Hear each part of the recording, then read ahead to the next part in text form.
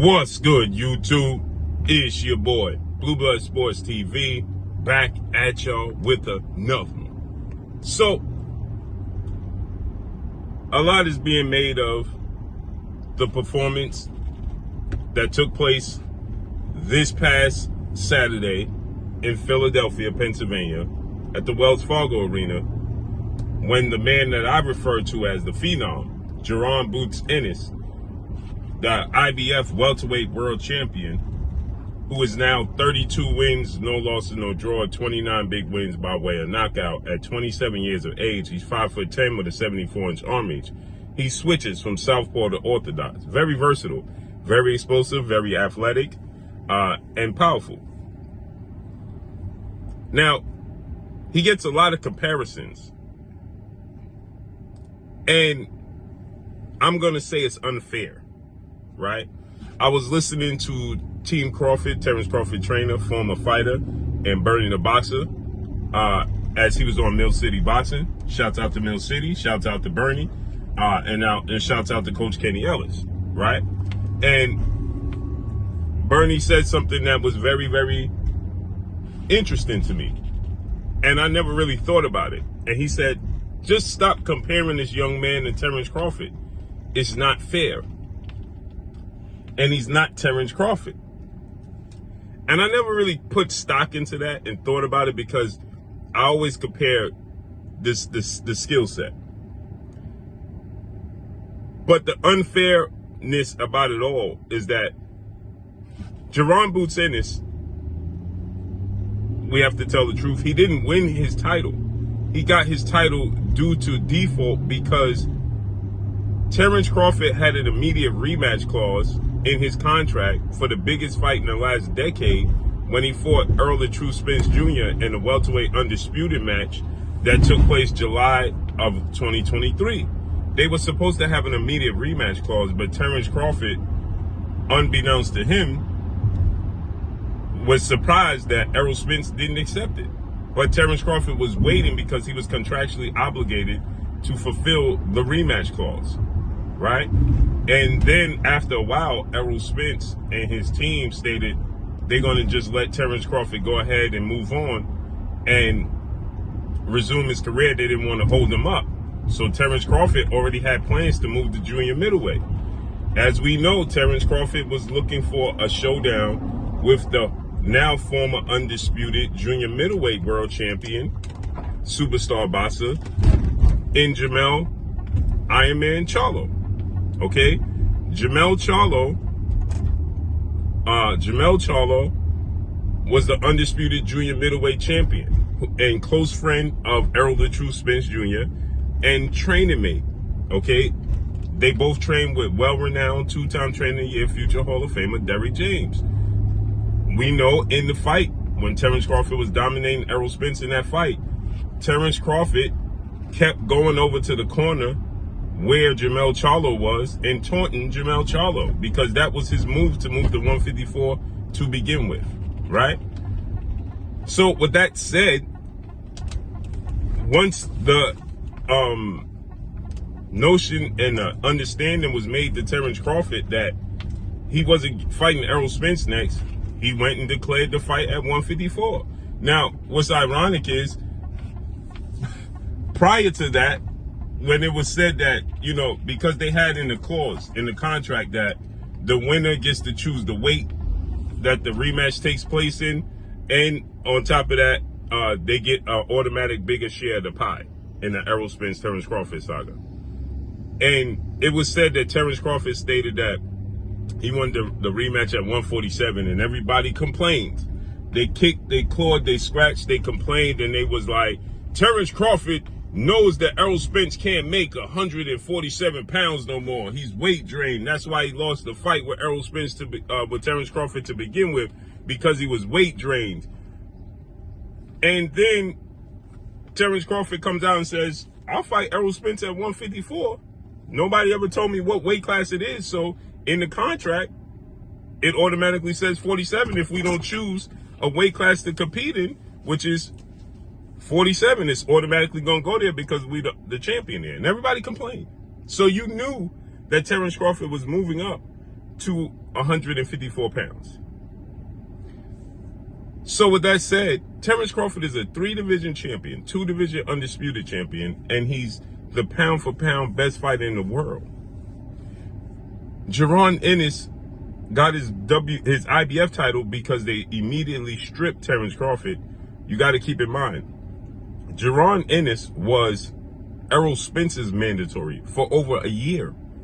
But nobody complained because everybody wanted to see Terence Crawford and Errol Spence face off against one another. So nobody complained, right? Outside of Bozy Ennis, father, trainer, manager of Jaron Boots Ennis, and his team, right? That Errol Spence and Terence Crawford wasn't giving them the opportunity. That's the only complaint you got. Because everybody wanted to see the mega fight. But once it happened, and Terence Crawford had to sit idle and wait and see what Errol Spence was going to do, everybody complained that Terence Crawford was ducking Jaron Ennis because in the manner of which Terence Crawford dominated Errol Spence, he lost the first round. After that, he controlled the entire fight. He dropped Errol Spence 3 times and then stopped him in the 9th. It was a shocker to the world. So nobody really truly wanted to see the rematch. So the next best option to defeat Terence Crawford was Jaron Boots Ennis. So everybody started saying that he was ducking Boots Ennis, including Mr. Peoples, Daryl Peoples of the International Boxing Federation, the IBF better known as.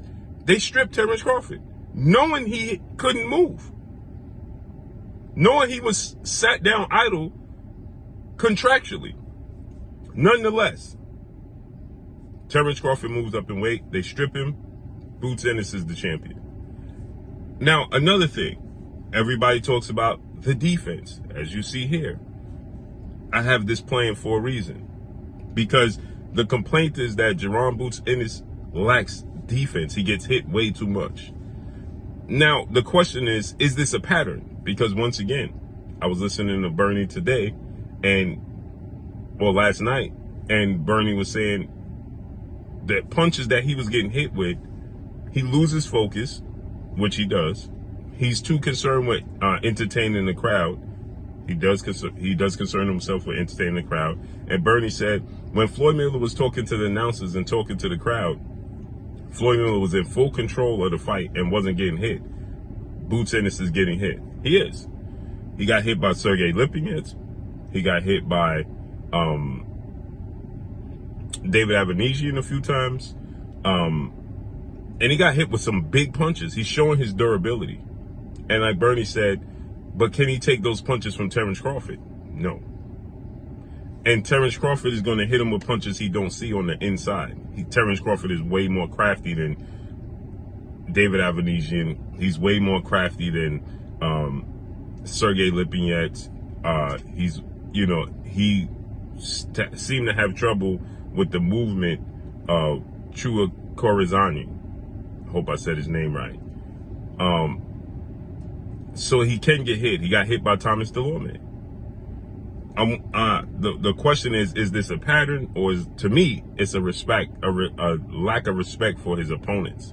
I just don't think that he is concerned with what they're dishing out. Now, that could be a mistake. That could be a major mistake that he makes, not being, defensively responsible in these fights, because these fights are going to lead to you bigger fights. And if you practice bad habits in any walk of life, you'll display them in the biggest moments of your life. Let me say that again. If you practice bad habits in any moments in your life, you'll display those bad habits in the most important times of your life, because it becomes muscle memory. If you practice doing anything for a certain period of time, it becomes a muscle memory, and it's in your subconscious, and your body will react how it's used to reacting, right? So yes, to me, it is concerning to see Jaron Ennis. Now that I think about it, it is concerning to watch him get hit, right? I personally don't think that once he fights Terence Crawford or Errol Spence or any of those guys, a fight I want to see is Jermell Charlo. I keep saying this to you guys, and I've been saying this for a while. Jermell Charlo is the fight I want to see Jaron Ennis in. I think that now Bernie, he stated he wanted to see him fight, Ennis Stanionis. I don't think that Ennis Stanionis is going to represent the challenge that people think. I think that his athletic ability, his explosiveness is going to be too much for Stanionis. But he does get hits. Sergey Lipinets hit him. Thomas Delorme hit him. David Avanesian hit him. So he can get hit. And if you get hit by these punches with Terence Crawford, it's going to be a problem, right? But again, that's why I want to see him, before you step in the ring with a Terence Crawford, I want to see him in the ring with the likes of a Jermell Charlo. Jermell Charlo's elite. It's out of sight, out of mind. The last time we saw him fight was Canelo Alvarez. Canelo Alvarez has since fought twice, if I'm not mistaken, since he fought and beat Jermell Charlo. He fought Jaime Munguia, and it's very concerning that, that Jermell Charlo's this inactive. But I know he was going through personal things in his life. But that's the fight that I believe that will be a telltale sign for Jaron Boots Ennis, because he can't lack in defense. Well, no, Canelo fought Jaime Munguia after he fought Jermell Charlo. So, again, I think that would be the perfect measuring stick. I don't think Stanionis is that.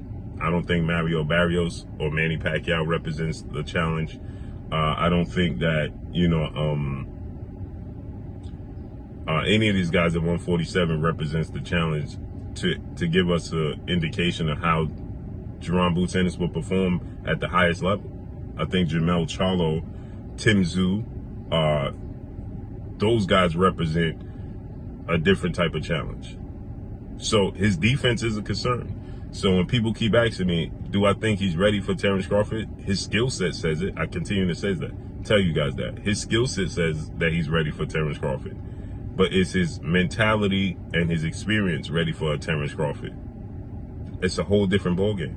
A lot of guys were skilled when they faced Floyd Mayweather, but they didn't have the wherewithal, the mentality, and the experience to deal with Floyd Mayweather. Period. So let's see how this unfolds, man. But the defense is definitely a concern.